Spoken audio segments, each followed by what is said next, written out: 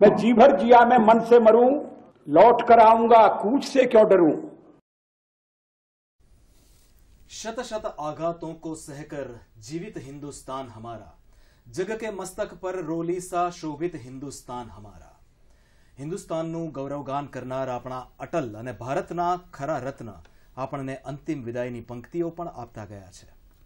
પૃથ્વી લાખોं वर्ष पुरानी, जीवन एक अनंत कहानी, पर तन की अपनी सीमाएं, यद्यपि 100 शरदों की वाणी, इतना काफी है अंतिम दस्तक पर, खुद दरवाजा खोलें।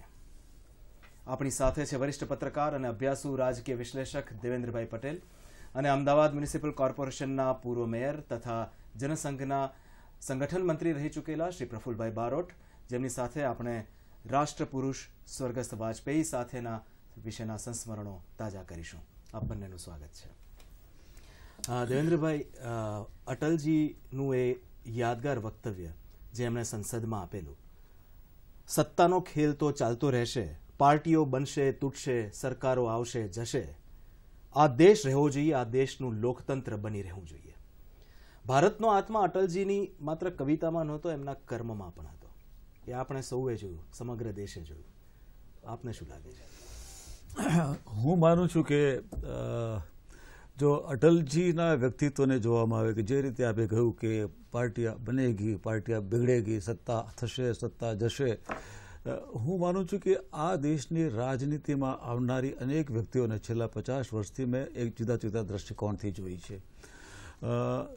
કેટલાક લોકોને આપણે રાજકારણી કહીએ છીએ, કેટલાક લોકોને આપણે રાજનીતિજ્ઞ કહીએ છીએ, કેટલાક લોકોને આપણે પોલિટિશિયન કહીએ છીએ, પણ રાષ્ટ્રપુરુષ એટલે અંગ્રેજીમાં જેને ધી સ્ટેટ્સમેન કહી શકાય એવી બહુ જ ઓછી વ્યક્તિઓ આ દેશને સાંપડી છે।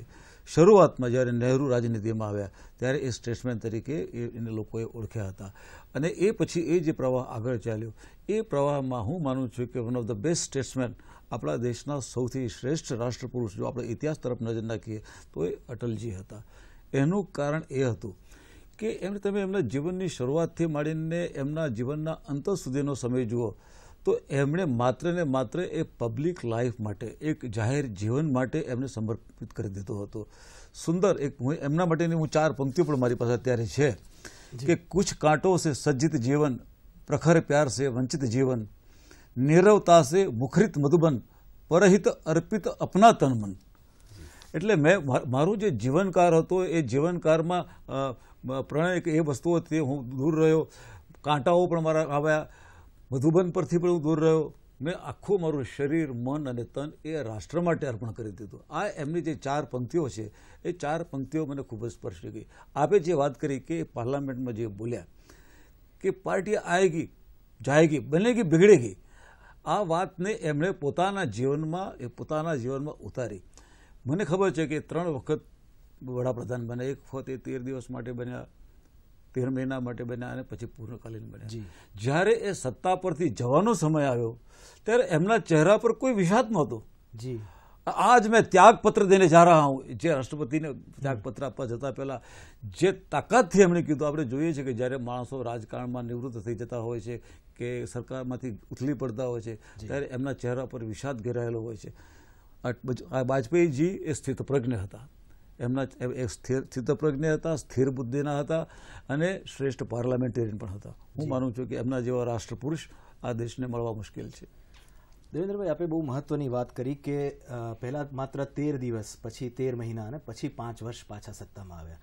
13 દિવસ પછી જ્યારે એ રાષ્ટ્રપતિને ત્યાગપત્ર આપવા જઈ રહ્યા હતા ત્યારે એમણે જે ખુમારીથી વાત મૂકી હતી અને જે સ્થિત પ્રજ્ઞતાથી વાત કરી હતી એમણે એક હંમેશા ઝઝૂમતા હતા। प्रफुल्ल भाई, आपने सवाल करूँ से अटल जी कहता कि मेरी कविता जंग का ऐलान है, ये पराजय की प्रस्तावना नहीं, वो हारे हुए सिपाही का निराश्य निनाद नहीं, जूझते योद्धा का जय संकल्प है, वो निराशा का स्वर नहीं, आत्मविश्वास का जय घोष है। અને આજ આત્મવિશ્વાસ સાથે એ ફરીથી 5 વર્ષ માટે સરકાર રચે છે અને આપણને નવી સદીમાં લઈ આવે છે। આપને શું લાગે છે, આપનું નિરીક્ષણ આ અંગેનું શું કહે છે? અટલજી એક ખરેખર આપણને લાગે છે કે અટલજી રાજકારણમાં પણ કદાચ મને તો એવું લાગે છે કે અટલજી રાજકારણમાં હોવા છતાં રાજકારણથી પર હતા। આજે એમણે 5 વર્ષ શાસન આપ્યું. શરૂઆતમાં જ્યારે આ પાર્ટીને ઊભી કરીને 2 સંસદ સભ્યો આવેલી પાર્ટી આજે આ વટવૃક્ષ બનાવવું, જી, તો હિન્દુસ્તાનમાં જે પરિક્રમા એમણે કરી છે એ અદ્ભુત હતી. પાર્ટીને બેઠી કરવા માટે સતત પરિશ્રમ, સતત પ્રવાસ, અને મને લાગે છે કે એમનું વર્તન, વ્યવહાર, આજે હું તમને કહું કે છેલ્લા કેટલાક સમય બીમારીને લઈને અટલજી 10 વર્ષ સુધી બાજુ પર રહ્યા.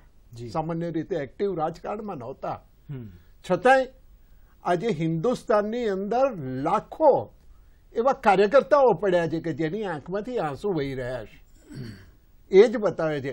આજે તમે જુઓ, કોઈ જૂનો કાર્યકર્તા મળે છે, અટલજીએ મારી સાથે આમ કર્યું હતું, અટલજીએ મારી સાથે આમ કર્યું હતું. સાહેબ, આ પ્રતીતિ કરાવે છે. હું તો એક નમ્ર ભાવે આપને કહીશ કે અટલજી માટે જેમ આપણે નથી હોતું કે હાથી હોય તો હાથી કેવો, પગ પકડશે એમ કહેશે કે થાંભલા જેવો, કોઈ એમ કહેશે કે સૂટ જેવો, કોઈ એમ કાન પકડશે તો કે સુપડા જેવો. તો અટલજી પાસે એટલું બધું વિશાળ એ હતું કે દરેક જણા પોતપોતાની રીતે અટલજીને મોલવતા હતા, એમને પ્રેમ કરતા હતા અને એ રીતે રહેતા હતા. એક અદ્ભુત સંગઠક પણ હતા અને એક કવિ પણ હતા, અને આપણે જોયું કે આવા નેતા. અને એટલા જ માટે કે એ એમના વ્યક્તિત્વને જો આપણે એક જ લાઈનમાં મલવું હોય તો જે રીતે પ્રફુલ્લભાઈએ કીધું એ પ્રમાણે કે દરેક વ્યક્તિને જુદી જુદી રીતે જોઈએ. એમણે અંગ્રેજીમાં એમના માટે એક શબ્દ વપરાય છે, વર્સટાઇલ પર્સનાલિટી. ગુજરાતીમાં આપણે એને બહુમુખી વ્યક્તિત્વ કહીએ. કે એ કવિ પણ હતા. અખબાર જ્યારે એમને સોંપવામાં આવ્યું સંઘનું પંચજન્ય અને સ્વદેશ, તો એના એ સંપાદક પણ રહ્યા. કવિ, પત્રકાર, સંપાદક, ત્યાર પછી સંઘના પ્રચારક. સંઘના પ્રચારકને એ બધું બનતા પહેલા 1942માં ક્વિટ ઇન્ડિયા મુવમેન્ટમાં એ અંગ્રેજો ભારતથી છોડી જાય એના માટે એમાં પણ એ જોડાયા. એટલે સ્વાતંત્ર્ય સેનાની પણ પછી એ પોલિટિશિયન, પછી પાર્ટીના પ્રમુખ, પછી પ્રાઇમ મિનિસ્ટર, ઓપોઝિશન લીડર, અને એ જેટલા રોલ એમણે ભજવ્યા એ બધામાં નંબર 1 રહ્યા. જી, એવો એક પણ રોલ એમના જીવનમાં ના રહ્યો કે કવિ તરીકે તો પણ શ્રેષ્ઠ રહ્યા, પત્રકાર તરીકે શ્રેષ્ઠ રહ્યા, સંપાદક તરીકે શ્રેષ્ઠ રહ્યા, પ્રચારક તરીકે તો એમણે પોતાનું જીવન સમર્પિત કરી દીધું. અને પ્રચારક થવા માટે તો એમણે લગ્ન ન કર્યા, એમણે પોતાના જીવનની અંગત લાગણીઓ અને અંગત બધી જ જે વિષયો એષણાઓ હતી એને બધી બાજુમાં મૂકી દીધી અને ફૂલ ટાઈમ પ્રચારક થયા. અને પ્રચારક પણ ક્યારે પાછા પછી જનસંઘમાં આવ્યા, જનસંઘમાંથી ભારતીય જનતા પાર્ટી ઊભી કરી, ત્યાર પછી ઓપોઝિશનમાં આવ્યા, ઓપોઝિશનમાં આવ્યા પછી વિદેશ પ્રધાન બન્યા, પછી પ્રાઇમ મિનિસ્ટર બન્યા, ઓપોઝિશનમાં ગયા, પછી પ્રાઇમ મિનિસ્ટર બન્યા. એમના જીવનના એટલે માટે વર્સેટાઇલ પર્સનાલિટી કે એમણે જે રોલ એમણે એમના જીવનમાં ભોગવ્યો એ બધા જ રોલ એક્સલન્ટ અને શ્રેષ્ઠ રહ્યા. હવે બહુ સરસ વાત કરી. એમના લાઈફનો કેનવાસ આપણે જોઈએ તો આપણે કહ્યું કે 1942માં ક્વિટ ઇન્ડિયા મુવમેન્ટમાં તેઓ એક સ્વતંત્રતા સેનાની તરીકે એમાં એમણે ભાગ લીધો જ્યારે કદાચ એમની ઉંમર માંડ 18 વર્ષની હશે, બરાબર. ત્યારે એકદમ ઉભરતા યુવાન તરીકે તેઓ એમાં જોડાયા અને ત્યારથી લઈને છેક પ્રાઇમ મિનિસ્ટર સુધીની તેમની સફર. અને આ આખી સફરમાં આમ જોવા જઈએ પ્રફુલ્લભાઈ તો જ્યારે જનસંઘનો જે કાળ હતો એ એમના જીવનનો કદાચ બહુ જ એક આમ કહેવાય કે એમના જીવનના 2 ભાગ જોઈએ તો એનો એક સંધિકાળ હતો જનસંઘમાં જ્યારે હતા, કે જે સમયના આપ સાક્ષી રહ્યા છો. આપ એ સમયગાળાને કઈ રીતે જુઓ છો કે વાજપેયીજીએ સંઘને, જનસંઘને કઈ રીતે આગળ ધપાવ્યું અને પછી કઈ રીતે એ પક્ષમાં એ વિલીન થયું? હું આપને વાત કરું કે જનસંઘનો પીરિયડ એક એવો રહ્યો. જી. અને એ વખતે હું ગુજરાતની વાત કરું તો ગુજરાતની અંદર સમગ્ર ગુજરાતમાં ભાજપનો કોઈ કોર્પોરેટર નહીં કે ધારાસભ્ય નહીં. અને એ જનસંઘનું વટવૃક્ષ એ વખતે નાથાલાલ છગડા, વસંતરાવ ગજેન્દ્ર ગડકર એ લોકોએ ઉપાડેલું. ત્યારે મને ખ્યાલ છે એ વખતે ગુજરાતની અંદર જે પ્રવાસમાં આવતા હતા એની અંદર અટલજી તો મુખ્ય જ હતા. અટલજી, સુંદરસિંહ ભાંડારી, જગન્નાથરાવ જોશી, આ બધાના પ્રવાસો થતા હતા. અમે આપને કહીશ તો એ વખતે આશ્ચર્ય થશે કે આ બધા ઓલ ઇન્ડિયા નેતાઓ અમારી પાસે આવે અહીંયા અમદાવાદ તો અમારે એમને સ્કૂટર પર ફેરવીએ. અમારી પાસે વાહનમાં કાર નહીં, માત્ર અટલજી આવે એમનું શરીર ભારે, જગન્નાથરાવ જોશી શરીર ભારે, તો એમના માટે અમે કારની વ્યવસ્થા કોકની માગી લાવીને કરીએ અને એ રીતે એમનો પ્રવાસ કરાવડાવીએ. પણ હું કહું કે એ વખતે પણ અટલજીની જે જાહેર સભા થાય તો અનેક મેદની એમને સાંભળવા આવે અને એ રીતે એ સમય દરમિયાન પણ અટલજીને સાંભળવાનો એક વર્ગ એવો શરૂ થઈ ગયેલો હતો કે અમે એમની સભા રાખીએ તો હજારોની સંખ્યામાં લોકો આવ્યા હોય. ચૂંટણીમાં ક્યારેક અમે બોલાયા હોય, અમને મત ના મળે, પણ અટલજીને સાંભળવા માટે ભીડ પડમપડા અને એમાં કોંગ્રેસના મિત્રો આમ આવીને ગોઠવાઈ ગયા હોય પાછળ.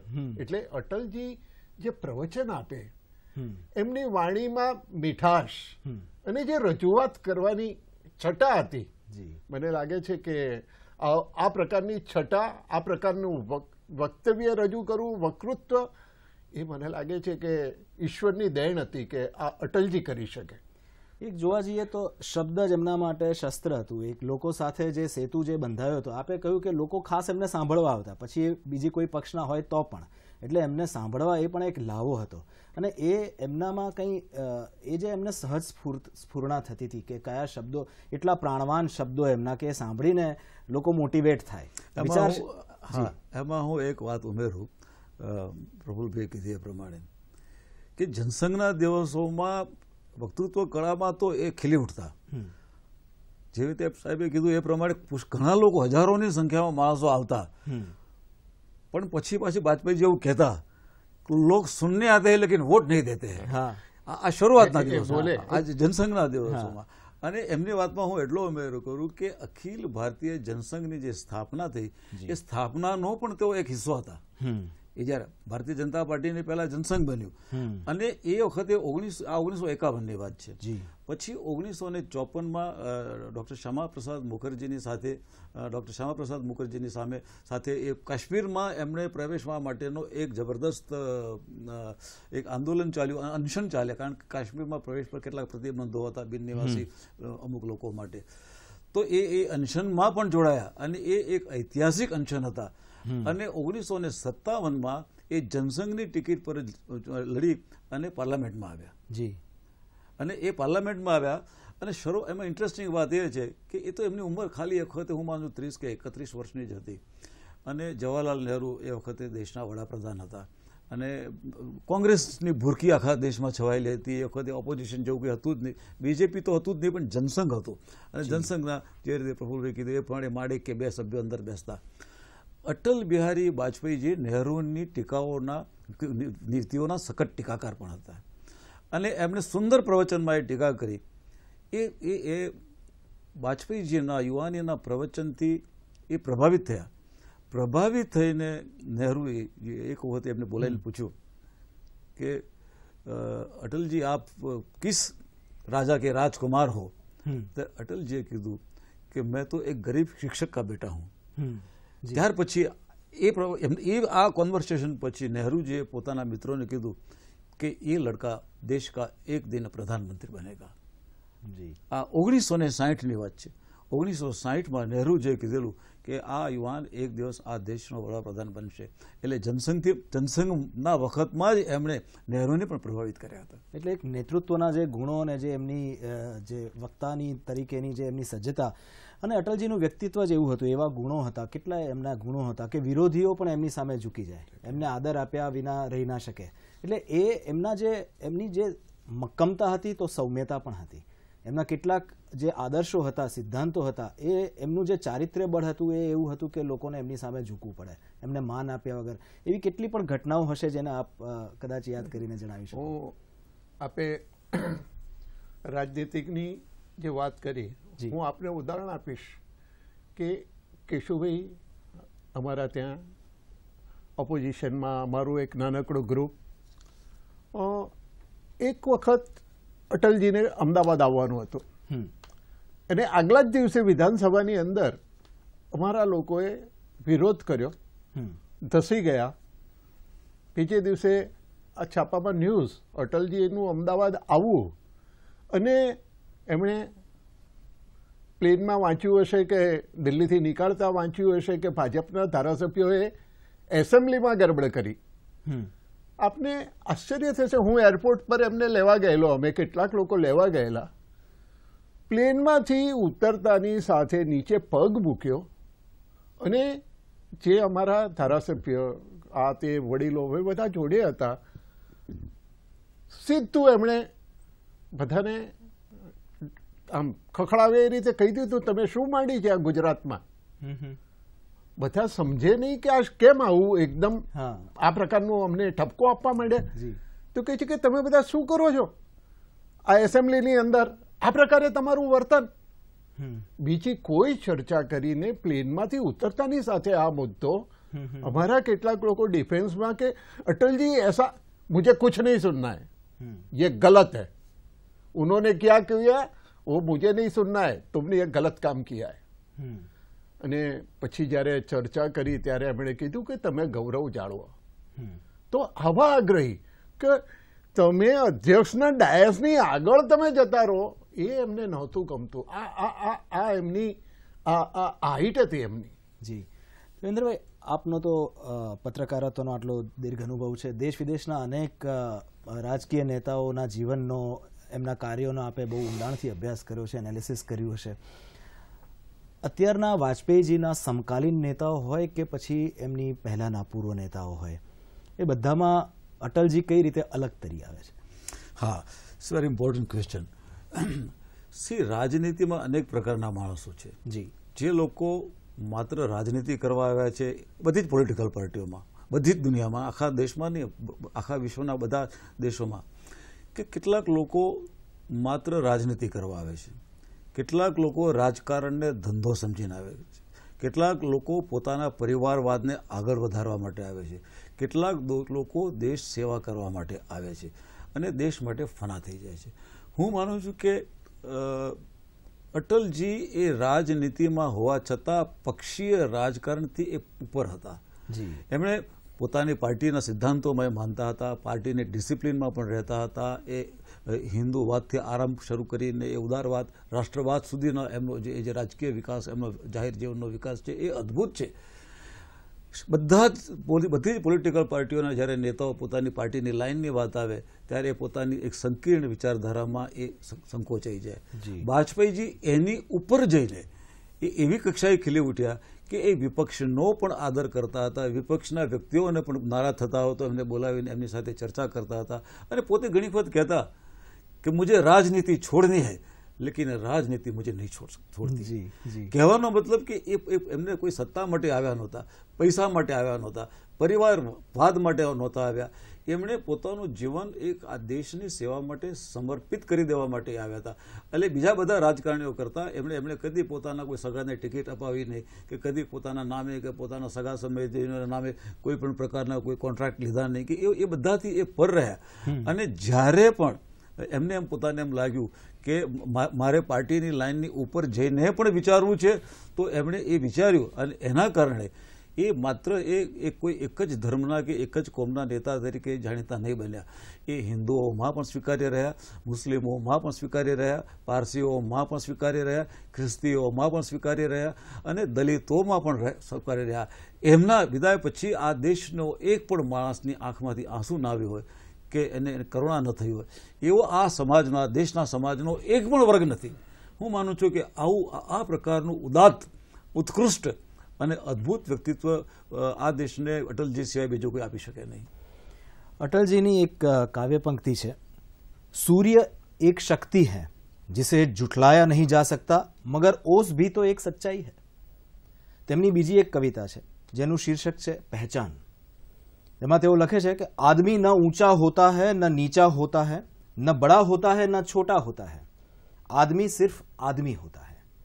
તેઓ માનતા કે આમ આદમીની પ્રતિષ્ઠા વધુ છે. આ હું એ સંદર્ભમાં કહી રહ્યો છું કે આપે વાત કરી કે દેશનો એક સામાન્ય માનવી પણ આજે તેમને અત્યંત આદર ભાવથી જુએ છે અને આજે જ્યારે તેઓ વિદાય લઈને ગયા ત્યારે બધાની આંખમાં આંસુ આવી ગયા. એક આમ આદમીની નજીક તેઓ કઈ રીતે પહોંચી શક્યા? હું આપને કહું કે તમે એમને શરૂઆતનું જીવન જુઓ. એમણે નહેરુજીને શું કીધું કે મેં ગરીબ શિક્ષક કા પુત્ર હું. શરૂઆત ત્યાંથી થાય છે.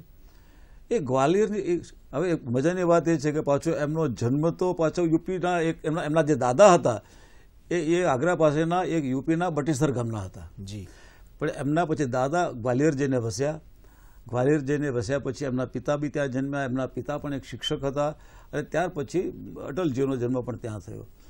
એમણે શરૂઆતનું શિક્ષણ પણ ગ્વાલિયરમાં લીધું અને જે શિક્ષણ લીધું એ હિન્દી, સંસ્કૃત અને અંગ્રેજીમાં એ વિષય સાથે ગ્રેજ્યુએટ થયા. ત્યાર પછી પોલિટિકલ સાયન્સ સાથે એ પોસ્ટ ગ્રેજ્યુએટ થયા. એટલે તે એક સામાન્ય માણસના જે પ્રોસેસમાંથી અને એમના પિતા અને પુત્ર એક સ્કૂલમાં ભણતા. આ એક આશ્ચર્યની વાત છે, જેના કારણે શિક્ષકો પણ વિચાર કરે ઘણી વખતે બંને સંકોચ થાય એક એમના પિતા પાછળથી દાખલ થયા હશે. એટલે એમણે અત્યંત સામાન્ય, પાછું એવી કોઈ પ્રાઇવેટ સ્કૂલમાં તો એ ભણ્યા નથી, એટલે સામાન્ય લોકો સાથેનો એમનો નાતો પહેલેથી રહ્યો. એ કદી કોઈ રાજાના મહેલમાં તો જન્મ્યા નહોતા કે કોઈ સિલ્વર સ્પૂન સાથે પણ જન્મ્યા નહોતા. એ સામાન્ય પરિવારમાં જન્મ્યા, સામાન્ય પરિવારની જેમ એ જીવન જીવ્યા. એ જ્યાં પણ કોઈના પણ, જ્યારે મને ખબર છે કે જ્યારે પણ કોઈ પણ જગ્યાએ જાય તો હું એક દ્રષ્ટાંત મારી એમની સાથેની એક સ્મૃતિઓનો આપું કે એ સામાન્ય વ્યક્તિ સાથેનો એમનો સંબંધ કેવો હતો. એ મોરારજી દેસાઈની સરકાર વખતે એ વિદેશ પ્રધાન હતા અને પછી ત્યારે પાછા આવ્યા અને ગુજરાતમાં કોઈ ઇલેક્શન આવેલું હતું અને ગુજરાતના ચૂંટણી પ્રચાર માટે એ ગુજરાતના ગામે ગામમાં ફરતા હતા સાદી બસમાં, સાદી એમ્બેસેડર ગાડીમાં. અને એમનો ઇન્ટરવ્યૂ કરવા માટે મને એસાઇનમેન્ટ આપવામાં આવ્યું હતું. એટલે મેં એક એરેન્જમેન્ટ એવી કરી કે મને વાજપેયીજીની જ કારમાં પ્રવાસ કરવા મળે તો ચાલુ મોટર કારે હું એમની સાથે એમનો ઇન્ટરવ્યૂ કરી લઉં. વાજપેયીજી તો બિલકુલ સાદા. એ જમાનામાં કોઈ એર કન્ડિશન ગાડી નહોતી, સાદી, કાચ ખુલ્લા રાખો, ગરમી હોય તો તમે સહન કરો અને ખાલી એક ડ્રાઈવર, કોઈ સિક્યોરિટી પણ નહીં. અને એમ પાછલી સીટમાં હું અને વાજપેયીજી બંને બેઠેલા હતા અને અમે કપડ વચના એક સામાન્ય ઘરમાં ગયા મીટિંગ પૂરી થયા પછી. અને પછી એક સામાન્ય પરિવાર હતું, અત્યંત લોઅર મિડલ ક્લાસ ફેમિલીના ઘરમાં. કારણ કે એ વખતે એ જમાનામાં ભારતીય જનતા પાર્ટી પાસે આજે જે કાર્યકરો અને આગેવાનોની અને સમર્થકોની ફોજ છે એ જમાનામાં નહોતી. એ જમાનામાં પાર્ટી સંઘર્ષ કરી રહી હતી અને એક કમિટેડ વર્કરના ઘેર અમે ચા પીવા રોકાયા. વાજપેયીજીએ એક સાવ ફાટી ગયેલા સોફા પર બેસીને મારી સાથે બી ચર્ચા કરી. એ ફેમિલીના બધા જ બાળકોને બોલાવ્યા. બધા જ બાળકો સાથે એમણે પૂછ્યું કે આપકા નામ ક્યાં હૈ, શું ભણો છો, શું કરો છો, તમારા પિતા શું કરે છે વગેરે બધા જ પ્રશ્નો પૂછ્યા. અને અદ્ભુત વાત એ હતી કે એમને એક જેની દાંડીનો પણ ઠેકાણ હતા એવા એક કપમાં એમણે ચા પીધી. અને મને એમ લાગ્યું કે આવી વ્યક્તિ મેં આજ સુધી સામાન્ય વ્યક્તિના ઘેર જઈને આત્મીયતાથી એની સાથે વાત કરે. એના ફેમિલીને એમ લાગે કે વાજપેયીજી એમને વર્ષોથી ઓળખે છે અને વાજપેયીજીને એમ લાગે એ બી ફેમિલીને વર્ષો ઓળખે છે. આવું એમનો સામાન્ય માણસ સાથેનું તાદાત્મ્ય એક સંબંધ રહ્યો. એકદમ સંવેદનાસભર જીવન અને સાદગીભર્યું જીવન, અને એમની કવિતાઓમાં પણ એ સાદગી અને સંવેદના દેખાય છે. પણ આપણે જોઈએ કે જ્યારે દેશહિતની વાત આવે ને ત્યારે કઠોર કે મક્કમ નિર્ણયો લેવા હોય તો પણ એ લઈ લે. તો આપણે એમ જોઈએ કે એમની જે બહુમુખી પ્રતિભાનું આ પણ એક બહુ જ વિશિષ્ટ પાસું છે કે પછી ત્યારે કારગિલ યુદ્ધનો નિર્ણય લેવાનો હોય કે પોખરણનો અણુ ધડાકો કરવાનો હોય ત્યારે આપણે જોયું છે કે આ એમની જે પ્રતિભા અત્યારે ઉભરીને બહાર આવી. આપને શું લાગે છે એ વિશે? હું આપને કહું કે એ પોખરણ વખતનો જે બનાવ એ તો એમણે એક દ્રઢ નિર્ણય લીધો કે દુનિયાને છેલ્લી મિનિટ સુધી ખબર નહીં પડી કે આ પોખરણનો ધડાકો કરી રહ્યા છે. ઇવન દુનિયાના બધા દેશોને કલ્પના નહીં, ધડાકો થયા પછી ખબર પડી. આ સિક્રેસી જાળવી અને ભૂતકાળમાં ધડાકો કરવાનું ટાળવાનું એટલા માટે આવતું હતું કે વિશ્વ શું કહેશે, આપણને આ મજબૂત થતા એ રિએક્શનમાં વિચારમાં નહોતા કરી શક્યા. અને હું એક બીજી વાત કરીશ કે એમણે દુનિયા શું કહેશે એના કરતાં ભારતે શું કરવું જોઈએ એ દ્રઢ સંકલ્પ સાથે કામ કર્યું. બીજું હું એમને કહું કે બીજા કોઈ રાજપુરુષ હોય ને તો આ કાર્ય મેં કર્યું, જે એમણે કર્યું જ છે. પણ છતાંય આનો પ્રોસેસ હું આવું એ પહેલાં થયો છે આ વાતનો સ્વીકાર કરવો ને એક મોટી હાઈટ હતી. એમણે પોખરણના ધડાકા પછી થોડા સમય પછી એમણે કીધું કે જ્યારે મેં પ્રાઇમ મિનિસ્ટરના શપથ લીધા ત્યારે હું કડસી ખાતર નરસિમ્હા રાવને મળવા માટે ગયો. ત્યારે મને નરસિમ્હા રાવે કહેલું કે આ દિશામાં આપણે આગળ વધીએ છે, આપ જરા સંભાળી લેજો. બરાબર. આ વસ્તુ દુનિયા સમક્ષ કહેવી અને પોખરણની જે ક્રેડિટ છે એમાં બીજાને હિસ્સો આપવો, આ કોઈ પણ રાજકીય વ્યક્તિ આ મેં કર્યું અથવા તો આ મારું કામ છે એની અંદર આ પ્રકારનો શેર કરવો એ પણ એટલી જ એમની અને એટલા માટે જ અટલજી એક આગવા પડે છે. એક આજે હું આપને એક મુદ્દો સહેજ કહી દઉં, જે દેવેન્દ્રભાઈએ અગાઉની જે વાતો કરી એની અંદર કાર્યકર્તા તરીકેનો એક મુદ્દાને હું મૂકી દઉં કે જે એમણે કીધું કે પેલા કાર્યકર્તાના ત્યાં ચા પીવા ગયા અને આ પ્રકારનું કપ આવો હતો, ઘરનું વાતાવરણ આવું, સોફા ફાટેલો, પણ અટલજીને અમે જ્યાં જ્યાં લઈ ગયા તો એક કાર્યકર્તા યાદ કરે છે ને એનું કારણ જ આ છે કે એક આત્મીયતા. અમારામાં એક વ્યવસ્થા છે કે આ પ્રકારના અમારા ત્યાં વીઆઈપી આયા હોય તો એમના માટે પ્રબંધકની એક વ્યવસ્થા હોય, એ એમની જોડે રહે, લઈ જાય, ગાઈડ કરે, કારણ કે લોકલ સિટીથી પરિચિત ન હોય. આવો પ્રબંધક એક વખત એને જે આ જવાબદારી સોંપી હોય એ અટલજીના ગુણગાન ગાતા થાકે નહીં. એની સાથેનું વર્તન, એ ખાતા હોય, ડીશ હાથમાં લે તો પેલા પ્રબંધકનો વિચાર કરે કે તે ખાધું કે નહીં ભાઈ, તું પેલા લઈ લે. ચા પીતા હોય તો એને યાદ કરે કે તું ચા પી. ક્યાંક જવાનું થયું હોય તો ઘરનો માહોલ 2 મિનિટમાં એવો બનાવીને જાય. હું આપને એક વાત કરું કે એક વખત અટલજી મારા ઘરે આવેલા, ત્યારે બેઠેલા, સામાન્ય મારું ઘર એ વખતે બધા બેઠા. મારી બા, હું એ વખતે મારી વકીલાતની શરૂઆત કરી ને તે એક રિવોલ્વિંગ ચેર લઈ આવ્યો. એટલે મારા મધર માટે તો એમ કે ઓહો આવી સરસ, હું સામાન્ય ઘરમાંથી આવેલો તો એ લઈ આવેલો.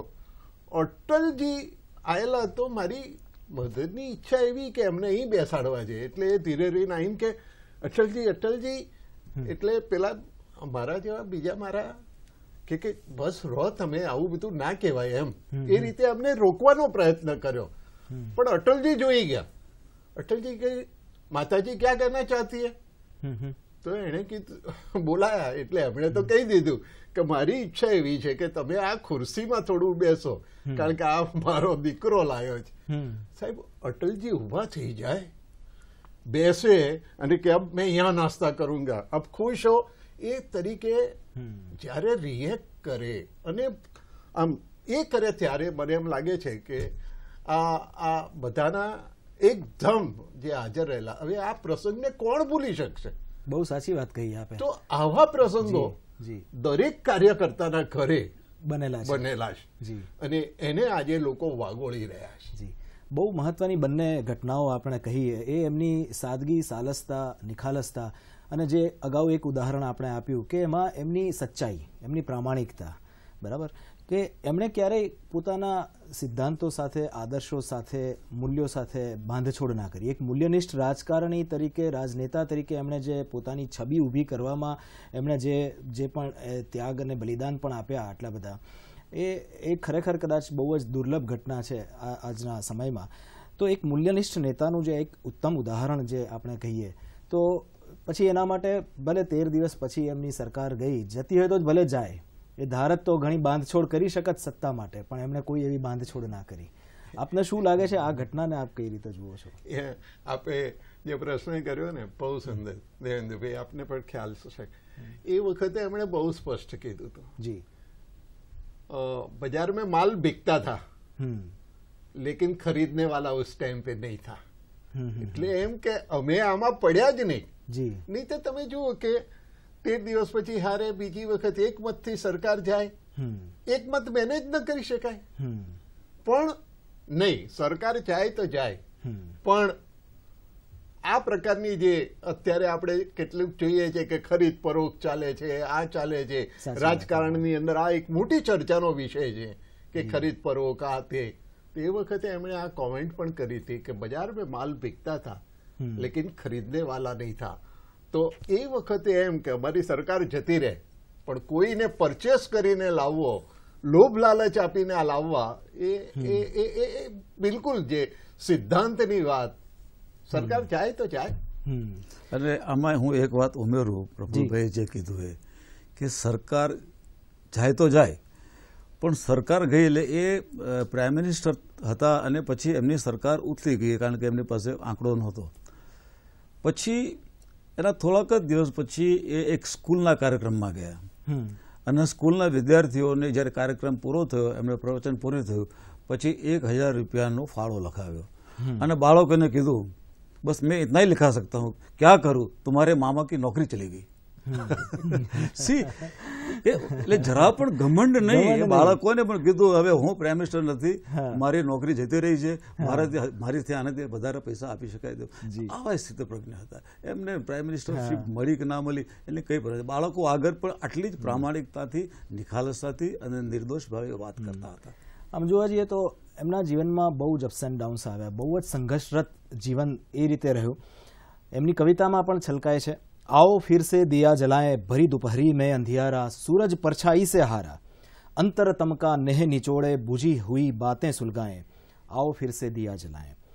બહુ સંઘર્ષ કર્યો, બહુ અપ્સ એન્ડ ડાઉન્સ આવ્યા, પણ ક્યારેય હાર ના માન્યા અને આખરે પહેલા 13 દિવસ, પછી 13 મહિના અને પછી 5 વર્ષ સુધી એ પ્રધાનમંત્રી બન્યા, એક સ્થિર સરકાર આપી અને એવા પહેલા પ્રધાનમંત્રી, એવા પહેલા બિન કોંગ્રેસી પ્રધાનમંત્રી જેમણે 5 વર્ષ સુધી સરકાર ચલાવી. આપની આ સંઘર્ષ યાત્રા વિશે આપને શું લાગે છે દેવેન્દ્રભાઈ? હા, ઇટ્સ વેરી ઇમ્પોર્ટન્ટ. આપણે શરૂઆતમાં વાત કરી કે એક વર્સટાઇલ પર્સનાલિટી છે, એટલે એક કવિ છે. હવે સામાન્ય રીતે લોકોના મનમાં એમ હોય કે ભાઈ એક કવિ કે એક સાહિત્યકાર કે એક લેખક કે કોઈ જમાનાના પત્રકાર કે કોઈ સંપાદક, એ સરકાર શું ચલાવી શકશે?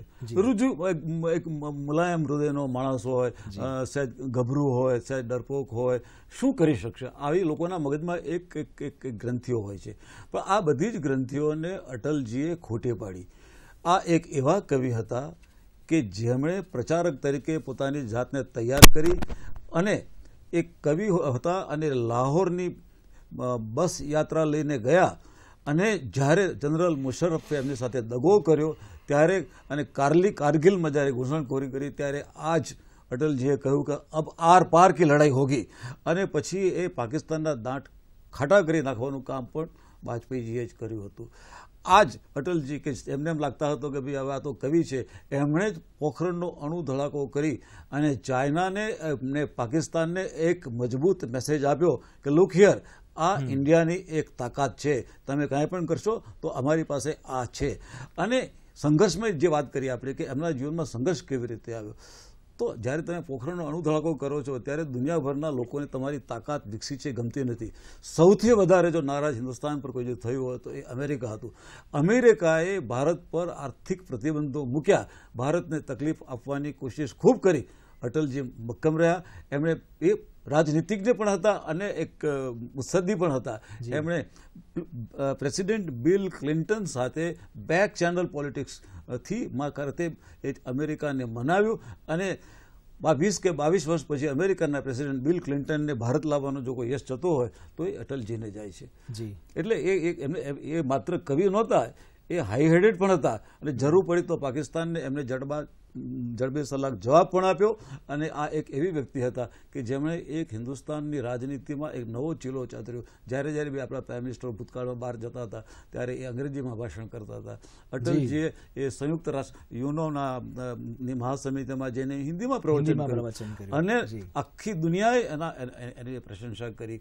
અને એક પ્રસંગ જે હું આપને ફરીથી એક વખત કહું કે એ વિદેશ પ્રધાન તરીકે એ ચીન ગયેલા હતા અને પછી જ્યારે મારી સાથે અમે ઇન્ટરવ્યૂ કરતો ત્યારે મને એમણે વાત કરી કે હું ચીનના પ્રાઇમ મિનિસ્ટર સાથે જ્યારે હું વાત કરતો હતો અને શરૂઆતમાં અમારું બંનેનું કોન્વર્સેશન અંગ્રેજીમાં ચાલતું હતું અને ઓલ ઓફ સડન એ ચીનના વડાએ ચાઇનીઝમાં શરૂ કર્યું. એટલે મેં હિન્દીમાં શરૂ કરી દીધું, हमने हिंदी में चालू कर दिया, अगर तुम चाइना में बोलेगा तो हम, એટલે બંનેના ઇન્ટરપ્રિટેશન, બંનેના ઇન્ટરપ્રિટર જોઈએ. એટલે એ માત્ર કંઈ કવિ એટલે કોઈ રુજુ હૃદયના નહોતા. એ ચીનને પણ કઈ ભાષામાં વાત કરવી અને ચીનને પણ કેવી રીતે એનો જવાબ આપવો એ પણ જાણતા હતા. એટલે હું માનું છું કે એમની ડિપ્લોમસીમાં પણ એ એટલા જ સકુશળ હતા. એટલે દેશના સ્વાભિમાનની કે ગૌરવની વાત આવે ત્યારે પણ એ પાછા ના પડતા. આપણે જોયું કે એક પ્રાઇમ મિનિસ્ટર તરીકે પણ એ બહુ વિઝનરી એક પર્સનાલિટી હતા, સ્વપ્નદ્રષ્ટા હતા. આપણને અત્યારે ક્યારેક અમુક વાતો અસંભવ લાગે પણ ત્યારે એમણે દેશની મહત્વની બધી નદીઓના એકીકરણની વાત કરી હતી કે બધી નદીઓનું એકીકરણ કરવું, અને અમને કદાચ ખ્યાલ પણ હશે કે કદાચ મારા જીવનકાળ દરમિયાન આ કાર્ય પૂરું થવું શક્ય નથી, સંભવ નથી, પણ છતાંય એમણે એ સપનું જોયું અને એ સપનું આપીને ગયા. અને આપણે જોઈએ છે કે આજે દેશની લગભગ 250-300 જેટલી નદીઓના એકીકરણનું કામ ચાલી રહ્યું છે. આપને શું લાગે છે એમની એવી કઈ વિઝનરી બાબતો છે જે દેશને આજે આપણને આગળ ધપાવી રહી છે? પ્રફુલભાઈ, હું આપને કહું કે એમણે નદીઓનો એક કન્સેપ્ટ લીધો, રોડનો કન્સેપ્ટ આપેલો આપણને જી, કે એમણે north to south, east to west અને કોરિડોર, જી, જે આપણા 4 મોટા શહેરોને જોડવા માટેની વાત કરી. સ્વર્ણિમ ચતુર્ભુજ, સ્વર્ણિમ ચતુર્ભુજ, જી, કલકત્તા, દિલ્હી, આ. જી, તો આ જે એમની કલ્પના હતી તો બહુ સ્પષ્ટ હતી. જેમ આપણે સામાન્ય મુદ્દો છે કે નવા બેસીએ ત્યારે પેલા પાણીનો લોટો રેડીએ તો ગંગાને યાદ કરીએ, આ યાદ કરીએ, તો એ વખતે યાદ કરી અને પાણી શરીર પર રેડીએ છે તો યાદ આવે છે કે ગંગા મારી છે, ગંગા, ગોદાવરી, તો ગોદાવરી અહીં છે, ગંગા અહીંયા છે. આ ચતુર્ભુજ અને north to south, east to west આ જે બનાવીને, તો સાહેબ એમ કહેવાય કે આ રોડ ક્યાં જાય? કન્યાકુમારી સુધી જશે, જી, આ મદ્રાસ સુધી જશે. જી. એમ કરીને આ આખું જે એમના રસ્તા છે હિન્દુસ્તાનના, જી, એને જોડવાનું કામ કર્યું. તો માણસ રોડ ઉપર નીકળે એટલે કે આ રોડ મારે દિલ્હી જવું છે પણ આ કન્યાકુમારી સુધી જાય. તો આ એક કલ્પના, આ એક ભાવ, આને પણ જોડવાનું કામ એમણે એ રીતે કર્યું હતું કે આ દેશનો વિકાસ કરવો હોય તો રોડ મારફતે થશે, દેશની એકતા જાળવવી હશે તો જાણે અજાણે પણ આ રોડના માધ્યમથી આ દેશને એક કરી શકાશે. આ એક ઊંચો અને મોટો ભાવ હતો કે જે, હા બિલકુલ, જે આપણે સ્વર્ણિમ ચતુર્ભુજની વાત કરી, જેના અંતર્ગત સૌથી પહેલા આપણે જોયું કે અમદાવાદ વડોદરા એક્સપ્રેસ વે ને ખુલ્લો મૂકવામાં આવ્યો, જેના ઉદ્ઘાટન માટે તેઓ ખુદ અહીંયા આવ્યા હતા. અને એ જ રીતે ગામડાઓને પાકી સડકોથી જોડવા માટે પ્રધાનમંત્રી ગ્રામ સડક યોજના પણ એમણે બહુ અસરકારક અમલમાં મૂકીને આપણે આજે જોઈએ છીએ કે આપણા દેશનું શહેરોનું અને ગામડાઓનું જે રોડ નેટવર્ક છે, શહેરો અને ગામડા સાથે જોડતું, એ આજે ખૂબ જ મજબૂત છે. કદાચ જેની શરૂઆત વાજપેયીજીના પ્રધાનમંત્રી કાળ દરમિયાન થઈ. વાજપેયીજી અનેક પ્રસંગે, આપણે જે આ પ્રસંગની વાત કરી, અનેક પ્રસંગે ગુજરાત આવતા રહ્યા છે. પછી એ કચ્છના ભૂકંપ પછી પણ એક વખત આવ્યા હતા, અહીંયા વડોદરા પણ આવ્યા હતા. ગાંધીનગર જ્યારે તેમણે પોતાનું ઉમેદવારી પત્ર ભર્યું હતું ત્યારનો એક પ્રસંગ બહુ, પ્રફુલભાઈ આપ એના વિશે કદાચ વધુ વાત કરી શકો. ગાડામાં બેસીને ગયા હતા, એની વિશે થોડું વધારે જાણવું છે. એટલે બિલકુલ સાચી વાત છે સાહેબ. એટલે અહીંયા જ્યારે આવ્યા ત્યારે લગભગ કામ સાથે કરવાની તક મળી. જ્યારે જે ગાંધીનગર પ્રદેશ કારોબારી કીધી, એ વખતનો એક માર્મિક હું મુદ્દો કહું કે મારા જીવનમાં પણ ઘર કરી જાય. કેવી રીતે કે અમારી કારોબારી ચાલે, કારોબારીમાં એક ડાયસ ઉપર એ પોતે બેઠેલા અને કારોબારી ચાલતા ચાલતા દેવેન્દ્રભાઈ લાંબી ચાલી, તો લંચ અમે ખેંચ્યો કે ચલો ભાઈ બપોરનું ભોજન થોડું ખેંચ. એ વખતે સ્ટેજની વ્યવસ્થા અટલજી સાથે હું હતો, તો એમ થયું કે કંઈક અટલજીને હવે આટલો બધો ટાઈમ થઈ ગયો છે એટલે મેં શું કર્યું, એક ગ્લાસમાં દૂધ ભરીને લઈ ગયો. આમ તો કાચના ગ્લાસમાં પાણી આપીએ, મેં સ્ટીલનો ગ્લાસ લીધો, એમાં દૂધ ભર્યું અને લઈને મૂક્યા. મને કે પાણી હે નહીં ચાહીએ એમ. પછી મેં ધીરે રહીને એમને કાનમાં કીધું, મેં દૂધ લાયા હું આપકે લીએ, કાનમાં કહી. પછી મારી સામે ગલાસ સામે જોઈને હસવા માંડ્યા કે આ છોકરો એ કેટલી કાળજી રાખે છે એમ કરીને. પછી મને એપ્રિશિએટ પણ કર્યું કે તુમ ખ્યાલ બહુત રખતે હો, તુમકો જિમ્મેવારી ઠીક સે દી ગઈ હે કે એમ કરીને. આ પ્રકારના એટલે આવા જે બનાવો છે તો એમની સાથે કામ કરતા કરતા એક માણવાના પણ મળ્યા હતા. અને હું આપને કહું કે જે લોક હૃદયમાં તો એક વખત એમની અહીંયા પાંચકુવામાં જાહેર સભા હતી જે વાણીથી એમને પ્રભાવિત કરે. તો એ વખતે પાકિસ્તાન સાથેનું યુદ્ધ અને એમનું અહીંયા આવવું, તો આવેલા ત્યારે એમણે જે વાત કરી, જે એમની વકૃત્વ છટા છે, તો એમણે પોતાનો મુદ્દો રજૂ કર્યો કે એ વખતે ગ્વાલિયરમાં એક સૈનિકે શહાદત થઈ અને એમણે કીધું કે ગ્વાલિયર મેરા ચુનાવ ક્ષેત્ર હે, એટલે મારી જવાની પણ ત્યાં ફરજ હતી કે સૈનિકના ઘરે હું જાઉં. જી. સૈનિકના ઘરે હું ગયો અને વિધવા બહેન, તો એ વિધવા બહેન એટલે કે તાજા જ લગ્ન થયેલા, એ સૈનિકના લગ્ન થયા, લગ્ન પછી પેલા સૈનિકની ડ્યુટી બોર્ડર ઉપર આવી અને શહાદત વારી. જી. એમણે એ ભાષામાં રજૂઆત કરી કે હું ગયો ત્યારે વિધવા બહેન, અને એમની ભાષામાં એમ કે મહેંદી જે મૂકેલી લગ્નની એ પણ એ નહીં થયેલી, અને આ વિધવા બહેન માતા કે હું બોલી નતો શકતો કે આ લોકો આગળ હું શું બોલું. અને પછી કે માતા સમજી ગઈ મારી વાત અમૂઝણને, અને માતાએ મને કહ્યું કે मेरा एक ही बेटा था, दूसरा होता तो मैं मिलिट्री में भेजती. અને પછી અટલજીએ જે વાત કરી, પછી એ કે जिस देश की माताएं ऐसी हो, जिस देश की बहनें ऐसी हो, उसको कौन हरा सकता है, कौन जुटा सकता है, એમ કરીને જે એમના શબ્દો, એમનો ભાવ જે રીતે એમણે રજૂ કરેલો, ત્યાં ઓડિયન્સ પિન ડ્રોપ સાયલન્સ, હજારોની સંખ્યામાં, પણ આ માહોલ, તો આ એક ટચ ક્યારેય ભૂલી ના શકાય, ભૂલી ન શકાય. ક્યારેય ભૂલી ના શકાય. અને આ મુદ્દો જે એમણે મૂકેલો હોય, તો એ સભામાં હાજર રહેલા આવા હજારો, લગભગ, અને એ એટલી મોટી સભા હતી કે લાખ સુધીની સંખ્યા હશે, પાંચકુવાથી રેલવે સ્ટેશન સુધી. તો એમનામાં જે આ પ્રભાવ હતો ને, એના લીધે જબરજસ્ત. દેવેન્દ્રભાઈ, આપે પત્રકાર તરીકે એકાદ ઉદાહરણ રજૂ કર્યું કે જ્યારે આપ એમનું ઇન્ટરવ્યૂ કરવા એમની સાથે ગયા હતા. વાજપેયીજી અનેક વખત ગુજરાત આવી ચૂક્યા છે. આપે એમને પત્રકાર તરીકે અથવા પત્રકાર સિવાય પણ એમને કઈ રીતે જોયા છે? વાજપેયીજીનો ગુજરાત સાથેનો જે સંબંધ છે, ગુજરાત સાથેનો નાતો, એમની કઈ ઘટનાઓ અને એમની કઈ કઈ મુલાકાતો આપને ખાસ યાદ છે? ગુજરાત અને દિલ્હીમાં બંનેમાં એમની એક્ટિવિટીઝને મેં કવર કરી. જેવી રીતે મેં લોકો કપોળબંધનો દાખલો આપ્યો. હવે આપણે એક શરૂઆતના વર્ષોમાં એ ગુજરાતમાંથી રાજ્યસભામાં ગયા હતા. એમને સૌથી પહેલી વાર ગુજરાતમાંથી રાજ્યસભામાં ગયા. ગુજરાતમાં નરેન્દ્રભાઈને વડાપ્રધાન બનાવવાનો નિર્ણય પણ એ વાજપેયીજીનો હતો. કારણ કે એ વખતે તો નરેન્દ્રભાઈ કોઈ કાર્યક્રમમાં કોઈ ગયેલા હતા અને ઓચિંતો ફોન આવ્યો કે તમને વાજપેયીજી યાદ કરે છે. એટલે નરેન્દ્રભાઈ સમજાય કે ગુજરાતમાં કોઈ કામ હશે. પછી એમણે તો વાજપેયીજીએ જે નરેન્દ્રભાઈને કીધું કે આપકો કલ ગુજરાત જાના હૈ ઓર આપકો સીએમ બનના હૈ. એટલે ગુજરાત સાથેનો એમનો જે સંબંધ હતો એ આ પ્રકારનો હતો. એ ગુજરાતમાં જ્યારે પણ આવતા ત્યારે ગુજરાતમાં બહુ, જ્યારે દેશમાં બીજા ભાગો કરતા ગુજરાતમાં એમણે કવિઓના સંમેલનો વધારે કર્યા છે. જુદી જુદી સંસ્થાઓમાં આવીને એમણે પોતાના કાવ્યોનું પઠન કર્યું છે અને લોકોને અત્યંત રાજી કરી દીધા છે. ગુજરાતમાં મારે ગઈકાલે જ મારી પર એક મારા મિત્રનો ફોન આવ્યો. હવે નવાઈની વાત એ છે કે એ મિત્ર કોંગ્રેસના છે, પણ એ વખતે કોઈ જમાનામાં ભારતીય જનતા પાર્ટીમાં કે જનસંઘમાં હશે.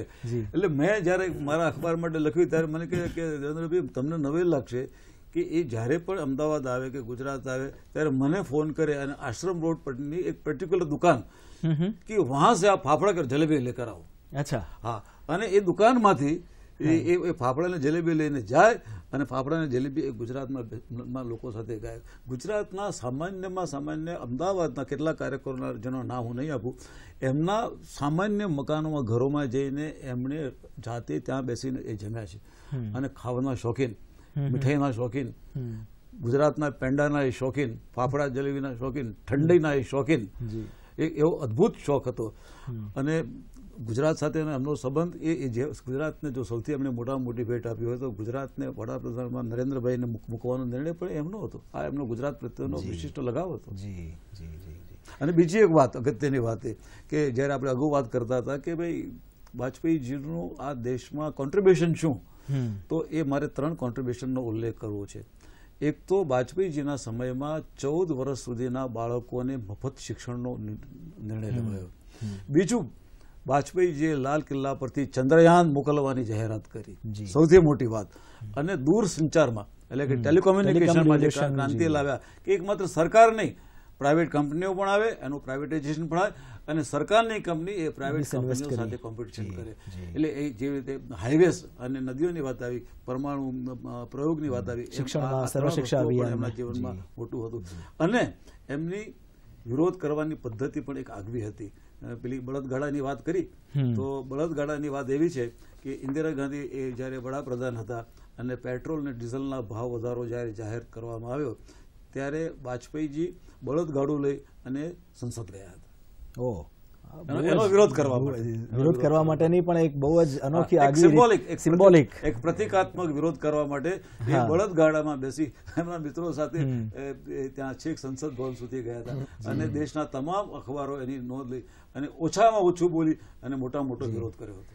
અને આ આપણે એ દ્રશ્ય જોઈ રહ્યા છીએ જ્યારે તેઓ અહીંયા ગુજરાત આવ્યા હતા વાજપેયીજી, અને બળદગાડામાં બેસીને તેમણે પ્રવાસ કર્યો હતો. આ કેટલીક ઇતિહાસના પાના ઉપર કેદ થયેલી કેટલીક તસવીરો જે ઘણું બધું કહી જાય છે, ઘણું બધું સૂચવી જાય છે. પ્રફુલ્લભાઈ, આપ તો આવી અનેક તસવીરોના સાક્ષી રહ્યા છો. કેટલીક અનેક એવી તસવીરો છે જે તસવીર રૂપે કેદ પણ નહીં થઈ હોય, પણ આપને હજુ પણ આપની સ્મૃતિમાં અકબંધ હશે, જીવંત હશે.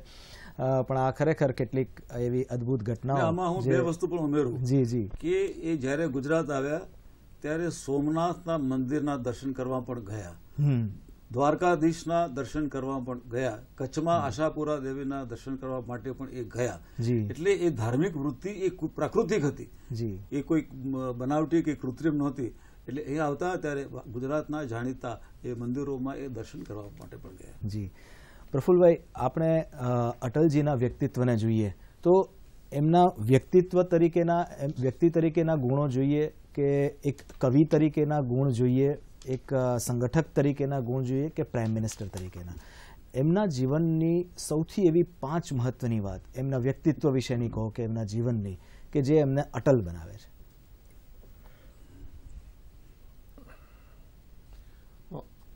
હું આપને કહું કે જેમ મેં શરૂઆતમાં કહ્યું કે એમના કઈ રીતે એમને બોલાવવા, જેમ હાથી છે તો આ બધા મુદ્દા એમને એટલે એમના વિશે પછી જેમ એડ કર્યું કે કવિ કહેવા, રાજકારણી કહેવા, આ કહેવા, શું કહેવા, એટલે દરેક વિષય એવા છે કે જે ટચી બને છે. એવા કયા પ્રસંગો છે જેના કારણે આપણે હંમેશા વાજપેયીજીને યાદ કરીશું? એવી 4-5 ઘટનાઓ કોઈક મુખ્ય કે યોગદાન એમનું. અટલજીને યાદ એટલા જ કરી શકાય કે વિચારોની એ મક્કમતા. જી, આજે તમે જુઓ કે અટલજી હિન્દુત્વની વાત કરે તો હિન્દુત્વના વિચારોમાં ક્યાંય કોમ્પ્રોમાઇઝ નહોતું. એમને ગૌરવ હતું કે હું હિન્દુ છું, અને હિન્દુ તરીકેની ગૌરવની વાતો કરી હોય, કાર્યકર્તા તરીકે કીધું હોય કે જે એમણે કવિતામાં કહ્યું કે ગંગા में बहती हुई हमारी हड्डियों को सुनो तो उसमें भी आवाज आती होगी भारत माता की जय.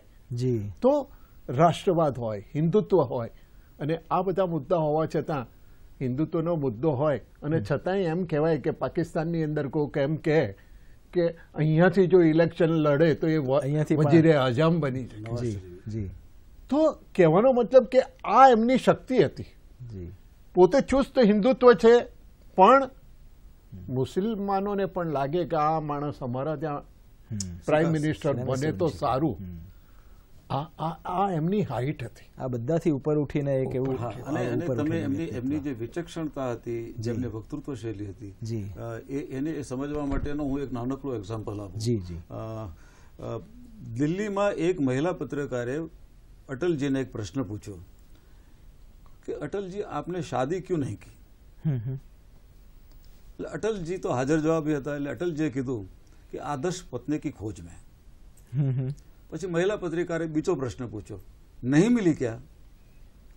એટલે અટલજીએ જવાબ આપ્યો, वो भी आदर्श पति की खोज में थी.